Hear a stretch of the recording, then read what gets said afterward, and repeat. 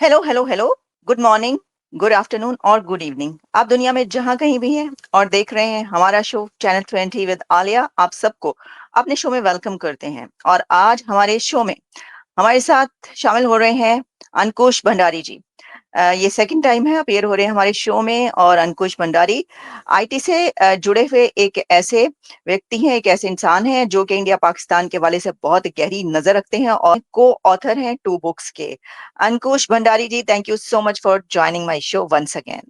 नमस्ते Alia ji, thank you so much. Good morning, जी good नमस्ते। इवनिंग। जहाँ पर भी आपके व्यूअर्स हैं उन सबको good morning, good evening. Thank you again, आपने दोबारा हमें बुलाया। जी थैंक यू जी। सो जी मच। जी बिल्कुल। अंकुश जी, आपको बुलाना तो बहुत जरूरी इसलिए था कि जो हालात चल रहे हैं उसमें बहुत सारी नई डेवलपमेंट्स आ रही हैं। जैसा कि टैरिफ की बहुत बात हो रही है, आपसे टैरिफ की मैं बात करना चाहूंगी इस वक्त। और फिर हम जब आगे बढ़ेंगे तो देखेंगे कि अमेरिका, इंडिया और पाकिस्तान के बीच इस वक्त क्या चल रहा है। देखिए, टैरिफ जो है वो 25% थे, 50% हो गए। प्रेसिडेंट ट्रंप ने 50% टैरिफ लगाए हैं इंडिया पर। इंडिया की तरफ से कहा गया है कि ये अनजस्टिफाइड है और इसको जो है इस तरह नहीं होना चाहिए। लेकिन इसमें जो है कुछ ऐसी सिचुएशन भी बनी हुई है कि अभी हो सकता है कि आगे चलकर जो है वो बात हो। और इसके ऊपर जो अ, अ, इंडिया के प्राइम मिनिस्टर मोदी साहब हैं वो चाइना जा रहे हैं, जबकि प्रेसिडेंट ट्रम्प की ख्वाहिश है कि वो प्रेसिडेंट पुतिन से मिले। तो इस सारे सिनेरियो को आप कैसे देख रहे हैं? What's your take on this situation? That's the very important and the hot topic, not only between India and US, but मैं कहूँगा overall the world, because वो largest democracy और oldest democracy दोनों में टक्कर हो रही है। This is the situation of survival of fittest, जिसे आपने कभी सुना होगा, survival of fittest, Darwin theory. वो बिल्कुल सही यहाँ फिट हो रही है। मोदी जी कह रहे हैं, मैं अपने मछुआरों को, फिशरमैन को, अपने फार्मर्स को, अपने स्मॉल इंडस्ट्रीज को दाव पे नहीं लगा सकता। Why? Because that is major vote bank. Modi ji को वोट कहाँ से आते हैं? गांवों से आते हैं, कस्बों से आते हैं। बीजेपी का मेन है Hindi speaking and the people who are like middle income और lower middle income group. Same cases with Trump. Trump का मेन वोटर बेस कहाँ है? मिडवेस्ट में।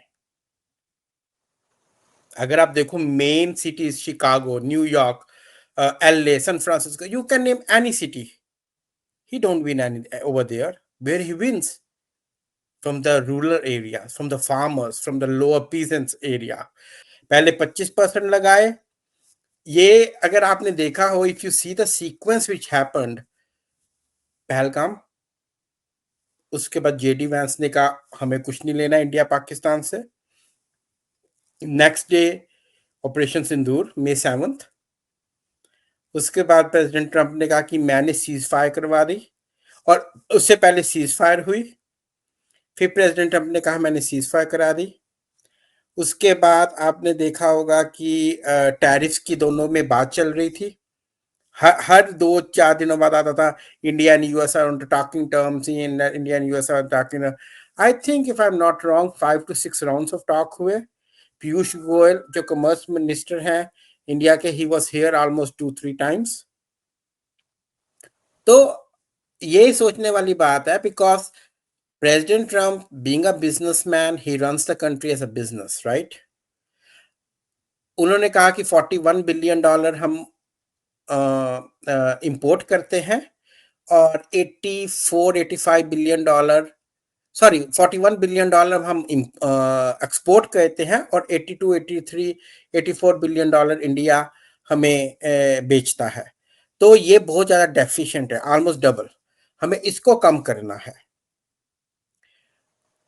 तो ये जो जंग है, मैंने एक आर्टिकल भी लिखा था, न्यूयॉर्क जीओपी में छपा था, आई विल सेंड यू। मैंने इनफैक्ट 2 आर्टिकल्स लिखे हैं टैरिस पे। एक चाइना पे लिखा था और एक एशिया पे लिखा था, क्योंकि देखो कंबोडिया, लाओस, छोटे छोटे कंट्रीज हैं, कितना ज्यादा उन पर लगाया गया है। Japan, which is the not a ally but partner but a good friend of America, south Korea, Japan, आज आपने देखा होगा स्विट्जरलैंड की प्रेसिडेंट यहाँ आई हुई है, 39% है। छोटा सा कंट्री है स्विट्जरलैंड, चीज बेचता है, उसके पास तो और कुछ है ही नहीं, सिवाय ब्यूटी और चीज के। तो ये जो चल रही है हिंदुस्तान और अमेरिका में tug of war, I will call it as a tug of war, अभी कुछ I don't think it's finalised. Why? क्योंकि अगर आप देखिए, उन्होंने कहा कि आप रशिया से ऑयल इंपोर्ट करते हो। कल की बात है जब प्रेसिडेंट ट्रम्प से पूछा गया कि भाई आप भी तो यूरेनियम इंपोर्ट करते हो, आप भी तो फर्टिलाइजर इंपोर्ट करते हो, तो इंडिया को टारगेट क्यों? इंडिया का लास्ट जो बजट था, लास्ट था, 37% इंपोर्ट करता है ऑयल रशिया से, या major partner. It's a truth. But if you see on the other hand, China imports 48% of its oil from Russia. Aj he, in the news conference, when it was asked that why India is on the target, why not China? President Trump didn't answer that question too. कहा जा रहा है कि China पर वो 100% tariff लगा सकते हैं आने वाले दिनों में। लगाएंगे, जैसे पिछली बार कितना हुआ, 100, 125, पता नहीं कहाँ कहाँ तक जा रहा था। ऐसे लगता था कि टैरिफ ना हो गया, पता न्यूक्लियर न्यूक्लियर वॉर चल रही है टैरिफ पे, राइट? अभी कहना कि टैरिफ की जो जंग हो रही है, और अब अभी आपने देखा होगा कि प्रेसिडेंट ट्रम्प कह रहे हैं, रशियन क्रेमलिन की स्टेटमेंट से आपने भी कहा कि they are meeting next week somewhere in neutral, और यूएई के president is right now in Russia, right? And the Kremlin has given a statement, great friend of Russia, maybe we can meet in UAE. पहले भी तो वो Saudi में मिले हैं, right? तो न्यूट्रल न्यूट्रल वो है। तो और टैरिफ किस पे लगे हैं? Because on the Russian oil, secondary tariff which will impact the Russian oil. पर इंडिया ने तो साफ कहा कि भाई कल भी 3 शिपमेंट आई है रशिया से, उन्होंने कहा we are not going to stop it because we have to support our 1.4 million people, and India is a still a poor country, for because still people lives on you know, uh, 20-25% people still live on bread and butter. They are like, I can say, lower income class or lower middle income class. तो it's not a developed country, और per capita income भी America के comparison बहुत कम है। America की almost $30 trillion है, वो $4 trillion है, 7 गुना बड़ी इकोनॉमी है अमेरिका की, देखा जाए तो इसलिए टू बी ऑनेस्ट मेरी एनालिसिस ये कहती है it's just the wind will blow away. Okay, क्योंकि ऑलराइट, अच्छा, जी जी, प्लीज गो अहेड। चाइना में अभी आपने जैसे कहा प्राइम मिनिस्टर मोदी जाएंगे, there he is hmm, expected to be there in September, right? Hmm, और जी Doval and Jaishankar is already in Russia, right? So ये जो जियोपॉलिटिकल स्ट्रिंग्स को अगर आप जोड़ो, तो मुझे लगता है कि प्रेसिडेंट ट्रम्प अपनी तरफ से अपने अमेरिकन को खुश करना चाहते हैं, और president sorry prime minister Modi अपने अवाम को देखना चाहते हैं कि भैया मेरा अवाम तो मेरे को, अगर आज आपने उनकी स्टेटमेंट सुनी हो पार्लियामेंट में, उन्होंने कहा मुझे निजी तौर से इस पे इम्पैक्ट पड़ेगा, मैं खड़ा हो गया हूं अमेरिका के अगेंस्ट, पर मुझे निजी तौर पे इसका इम्पैक्ट पड़ेगा। यानी जाती पर्सनल पर्सनल उनको, पर्सनल, या ओके। हाँ, so it's a very big statement. I don't know whether he want to say I may lose the next election, or he says I may have my credibility down, or he says that कि लोग मुझे जैसे मुझे इतने खिताब मिलते हैं दुनिया से, राइट, 26 कंट्री से मिले हैं, वो इम्पैक्ट पड़ेगा। I don't know what he means, but these words are like a water in the ocean, you know, क्या बहुत वो गहरा मतलब किसी खतरे की बात तो नहीं कर रहे थे? क्यों मालूम नहीं उनको मुझे। कोई? हाँ, मुझे जी, मालूम नहीं कि उन्होंने क्या कहा, उनका ये मतलब क्या था, but I was surprised to listen because I have never heard these words in last 12 years or since he is in power, you know. कि उन्होंने स्टैंड जो लिया उसके ऊपर जो है उनको पर्सनल डैमेज होगा, और उन्होंने ये बोला। अच्छा, अच्छा, ये बताइए कि एक जो खबर आई है, एक नई ज़रा लेटेस्ट न्यूज़ है, उसके ऊपर भी बात करनी है मैंने आपसे कि जो इस वक़्त पूरा इंडियन मीडिया इस खबर से भरा हुआ है, जिस पे जो प्राइम मिनिस्टर इज़राइल के नेतन्याहू हैं, हाँ, ये कह दिया है कि वर्क्ड वेल, यानी नेतन्याहू ने ये कहा है कि जो हथियार इस्तेमाल किए गए, इंडिया ने पाकिस्तान के खिलाफ ऑपरेशन सिंदूर में, वो हथियार, वो वेपन्स इज़राइली थे। इज़राइली हथियार इस्तेमाल किए गए हैं और इस पे उन्होंने कहा कि देखिए, बात तो उन्होंने कुछ ऐसी की है कि जिसके अंदर उन्होंने एक तरीके से आप कह सकते हैं कि हाँ की है या हाँ में हाँ मिलाई है, जिसमें उन्होंने कहा कि जो उनके हथियार हैं, वेपन्स हैं, उसमें हार्पी ड्रोन्स हैं, स्काई स्ट्राइकर हैं, फिर बराक 8 मिसाइल्स हैं और कुछ और यूएवीज़ हैं, जिसमें उन्होंने कहा कि इन की strike and air defence roles, और उसमें उन्होंने कहा कि रिसेंटली जो India during its 4 day conflict with Pakistan, ये बात कही जा रही है इंडियन मीडिया की तरफ से। कैसे देखते हैं आप इसको? वैसे तो ये मुझे कोई बड़ी बात इसलिए नहीं लगती कि इंडिया जो है वो इज़राइल के बहुत करीब है और बहुत ज़्यादा वो खरीदता है वेपन्स इज़राइल से, तो वो जो वेपन्स यूज़ करेगा तो वो ऑब्वियसली इज़राइली हो सकते हैं, लेकिन क्योंकि अब उन्होंने येस कर दिया या उसके ऊपर नॉड किया है मोहर तो लगा दी है। जी। देखिए आलिया जी, इसके पीछे भी एक ना कहते हैं ना, आपने सुना होगा, history has taught us that we need to change the rules and not win the game every time. Sometimes we have to change the rules, right? मेरे को इसके पीछे जो लग रहा है टैरिफ्स पर ही है, क्योंकि नेतन्याहू ने एक और बड़ी इंपॉर्टेंट स्टेटमेंट मैंने पढ़ी थी किसी न्यूज़ चैनल पे। उन्होंने कहा है कि India and America are strong allies and this tariff war will be resolved. Maybe he may become the mediator because India is also part of two quads. एक तो वो जापान और ऑस्ट्रेलिया के साथ है, यूएस के साथ। दूसरा ये यूएई और इजराइल के साथ है, ITU2। और आईमैक कॉरिडोर बनना है जो, राइट। वो आईमैक कॉरिडोर कहाँ से बनेगा? इजराइल से इंडिया हिंदुस्तान जाएगा ना, and it will further go to Europe.